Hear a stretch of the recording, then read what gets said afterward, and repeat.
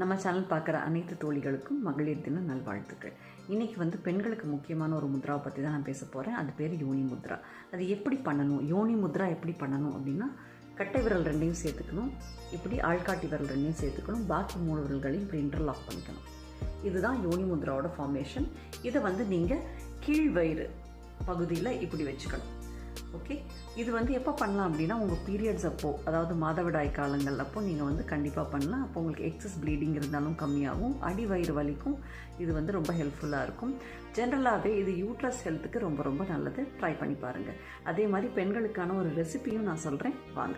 Friend Jayapriya சொன்னால் கருப்புளுந்து பொங்கல் தாங்க. அது 1/2 கப் ரைஸ், அதில் பாதிக்கு கருப்புளுந்து, 4-5 வெந்தயம் போட்டு நல்லா ஃப்ரை பண்ணிவிட்டு 3 மடங்கு தண்ணி விட்டு கொஞ்சம் நெய் விட்டு நல்லா ப்ரெஷர் குக் பண்ணி எடுத்துக்கோங்க. அதுக்கப்புறம் 2 டீஸ்பூன் நல்லெண்ணெய் விட்டு கடுகு, மிளகு, சீரகம், இஞ்சி, கருவேப்பிலை தாளிச்சிட்டா கருப்புளுந்து பொங்கல் ரெடி. கருப்புளுந்து பெண்களுக்கு ரொம்ப நல்லதுங்க. ஷேர் பண்ணுங்கள், சப்ஸ்கிரைப் பண்ணுங்கள்.